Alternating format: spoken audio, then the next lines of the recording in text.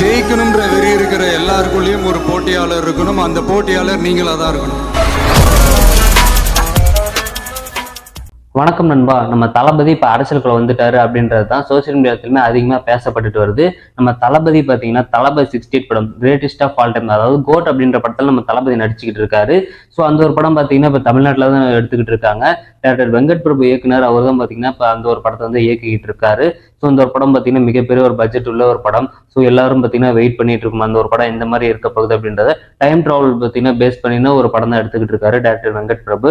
So இது பார்த்தீங்கன்னா எல்லாருமே மிகப்பெரிய ஒரு எதிர்பார்ப்போட உண்டாக்கி இருக்க ஒரு படம். ஸோ இந்த ஒரு படத்தையே பார்த்தீங்கன்னா தாண்டி இப்போ நம்ம தளபதி அரசுக்குள்ள வந்துட்டாரு அப்படின்ற அந்த ஒரு டாக் தான் பார்த்தீங்கன்னா அதிகமாக எல்லாராலையும் பேசப்பட்டுட்டு வருது.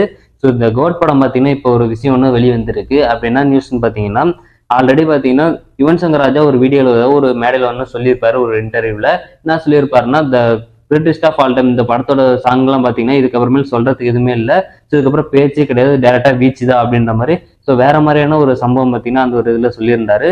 ஸோ அதுக்கப்புறமேல பார்த்தீங்கன்னா இப்போ இந்த சாங் பார்த்தீங்கன்னா ஒரு அப்டேட் தான் பார்த்து நமக்கு வந்து கிடைச்சிருக்கு. இப்போ இந்த நீங்க ஸ்க்ரீன்ல பார்த்துட்டு இருக்க ஸ்னேகாவும் மோகன் இவங்க 2 பேர் இருக்க மாதிரியான ஒரு போட்டோ சோசியல் மீடியாவில் அதிகமாக ஷேர் பண்ணிட்டு வந்துட்டு இருக்காங்க. இது அநேகமாக பார்த்தீங்கன்னா ஒரு சாங் சம்பந்தமான ஒரு சீன் அப்படின்றதே சொல்லலாம். ஆல்ரெடி பார்த்தீங்கன்னா நம்ம ஸ்னேகா மேம் சொல்லியிருப்பாங்க, நம்ம தளபதிக்கு பேராக தான் ஸ்னேகா வந்து பண்றாங்க அப்படின்றத சொல்லியிருப்பாங்க.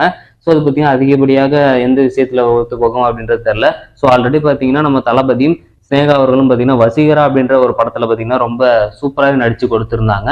அதே மாதிரி தான் இந்த வெங்கட் பிரபுவும் பார்த்தீங்கன்னா அதே மாதிரி கொடுத்துட்டாருன்னா வேற மாதிரியே இருக்கும். ஸோ நம்மளும் வெயிட் பண்ணலாம். ஸோ இதுவரையிலும் பார்த்தீங்கன்னா தமிழ்நாட்டில் தான் ஷூட்டிங் வந்து எல்லாமே எடுத்துக்கிட்டு இருக்காங்க த கிரேட்டஸ்ட் ஆஃப் ஆல் டைமுக்கு.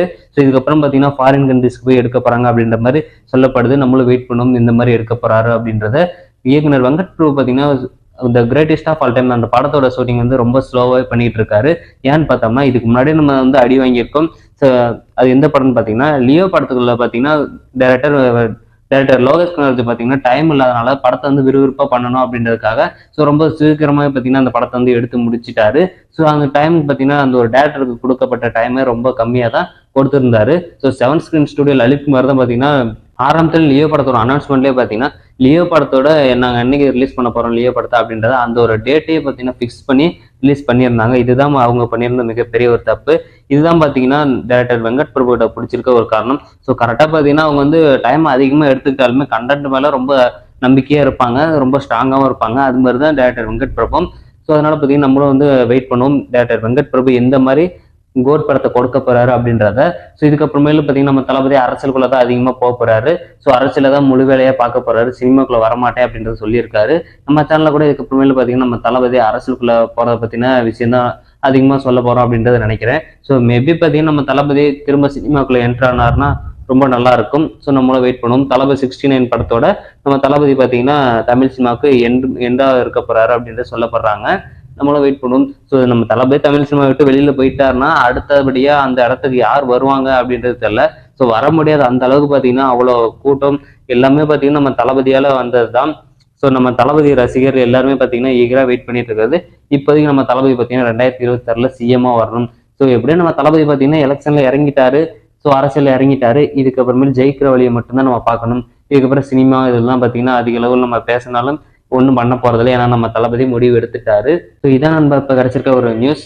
இதை பற்றி உங்களோட கருத்துக்களை கமெண்ட் பாக்ஸில் சொல்லுங்க. அப்புறம் நீங்களும் நம்ம சேனல் சப்ஸ்கிரைப் பண்ண பார்த்துருந்தீங்கன்னா மறக்காம எப்போ போயிட்டு சப்ஸ்கிரைப் பண்ணிக்கோங்க. நம்ம சேனல்ல தளபதி பற்றினா புதிய அப்டேட்லாம் தொடர்ந்து அப்லோட் பண்ணிக்கிட்டே இருப்போம்.